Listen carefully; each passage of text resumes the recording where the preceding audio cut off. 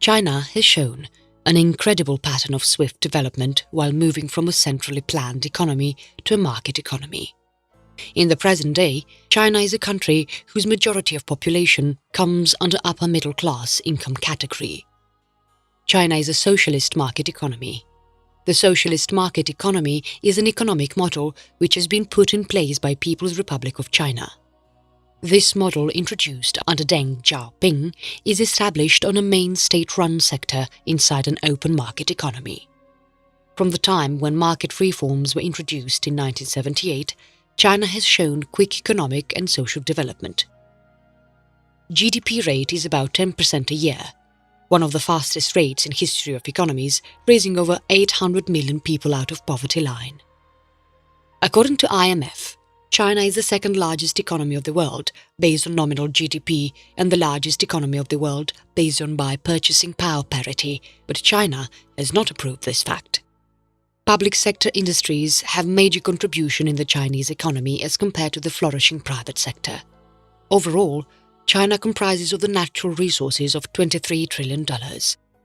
Along with one of the largest and fastest growing economies of the world, Chinese economy is also the largest manufacturer and exporter of products and second largest importer of products. Moreover, China is in free trade agreements with a number of countries together with ASEAN, Pakistan, Switzerland, Australia, South Korea and New Zealand. With a population of about 1.37 billion, China is quickly adopting the significant role in growth of the global economy since the global recession of 2008. Despite every contribution China is making in the world economy, it is still considered as a developing nation. Current scenario. Under the leadership of General Secretary and President Xi Jinping, China has not been able to make any noteworthy growth in its economic reorganization. Public sector enterprises are leading the financial sector along with other basic industries. The total national debt of China is approaching 300% of the total GDP.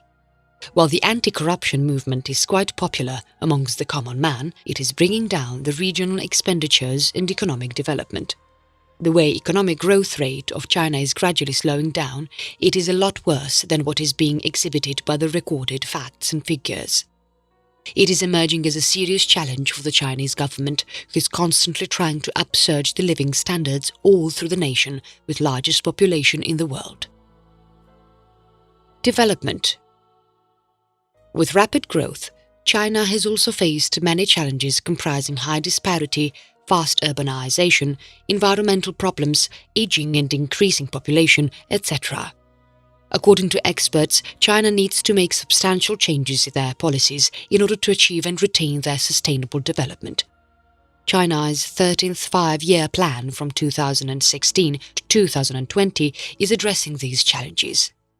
This five-year plan is highlighting the expansion of services and methods that will help the economies tackling the issues concerning environment and social discrepancies by creating objectives to decrease pollution, increase energy efficacy, improve education and healthcare service availability, and grow social security.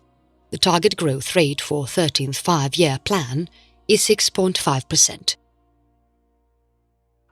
Inflation. Rising inflationary burden in China possibly will get an encouragement from increasing prices of one of China's main foodstuff, pork. Food prices in China are one of the major aspects of consumer inflation, and one of the main foods in China is pork. Pork is a significant part of the Chinese economy with a per capita consumption of a fifth part of a pound every day. As stated by CITIC Securities Company, the pork makes up nearly 3% of the consumer price index. On the other hand, in non-food groups, prices have moved up at a faster rate, including clothing, household goods and services, education and other goods and services during last months of 2017. In the meantime, transportation and communication and healthcare prices have gone down, and inflation rate for rental, fuel and utilities haven't shown any changes. Foreign investments. If you will look at the last 2 decades of reforms, the circumstances for foreign investors in China has transformed greatly. China, as a member of WTO, accepted to remove some of the investment restrictions concerning trade and to open up the identified sectors of the economy that were previously not opened for foreign investments. A new set of rules, guidelines, and administrative methods have been implemented. There are still some major restraints on foreign investment that consist of incompatible rules and regulations and the presence of inconsistent legal infrastructure, due to which many foreign investors are still wary about investing in Chinese economy. One of the major benefits of foreign investment is China's swift growth in world trade. In addition, because of the increase in foreign investments, number of jobs in urban areas of China has increased substantially. Only in 2016, China has become the third largest destination for FDIs in the world, with a record investment of $139 billion. However, in 2017, foreign investors have been more watchful about investing in China. Expectations from Chinese economy in 2018. Overseas investment. In 2018, world will be expecting from Communist Party leader Xi Jinping to concentrate on tackling some of its major economic obstacles like financial risks and threats, increasing pollution and social discrepancies. China is expected to continue to clear out and tighten its hold on financial sector. Chinese regulators have also given out 36-point guidelines on the code of conduct for the country's private companies when they are investing in overseas markets. According to the guidelines, private enterprises must finalize their deals with the overseas parties based on their own situations and competencies. They must also submit their investment plans with the Chinese authorities in advance for record-keeping purpose, and in case the enterprises are planning to invest in sensitive countries or ventures, they must submit their plans for the approval of the concerned authorities of China. Moreover, private companies must not become involved in fraudulent activities to attain foreign exchange, relocate their assets overseas, and they have been cautioned against becoming a part of money laundering practices. The new 36-point code of conduct has been designed to bring some control and order in China's overseas investment prosperity. In addition, 2018 must see the continuing expansion of China's economic impact on the global level through various infrastructure and other projects. Confronting different types of pollution. The Chinese economy is now concentrating on bringing steadiness and minimizing the risk in order to take economy from fast rate development to high-quality development. High-quality economic growth means to build an economy that is free from pollution and more users-friendly. The government is taking necessary steps to bring down the pollution.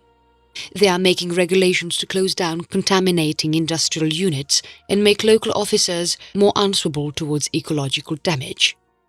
Now, China looks determined not to rely on carbon-based imported products from other countries, including Australia.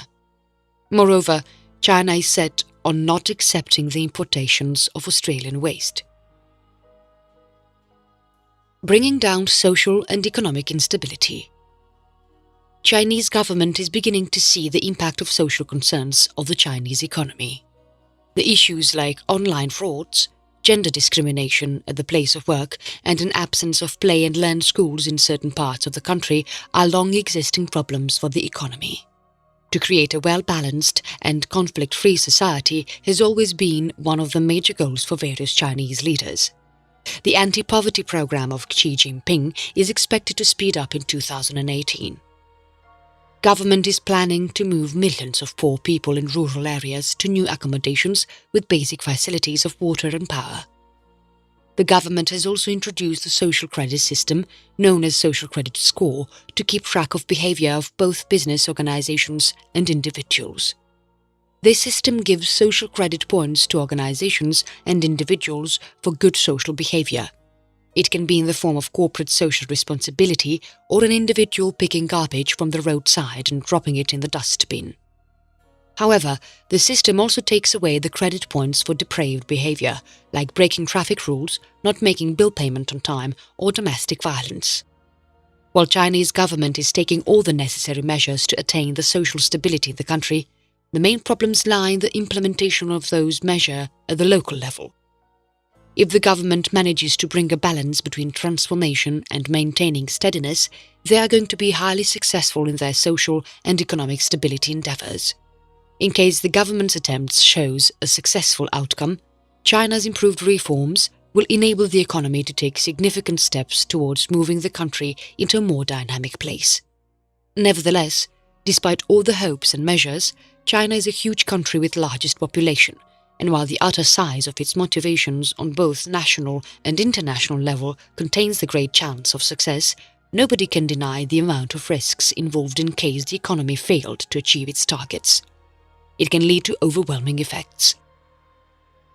The Chinese economy's growth is expected to remain slow and steady in 2018, as its politicians and bureaucrats are constantly trying to bring the desired balance in the economic model of the nation.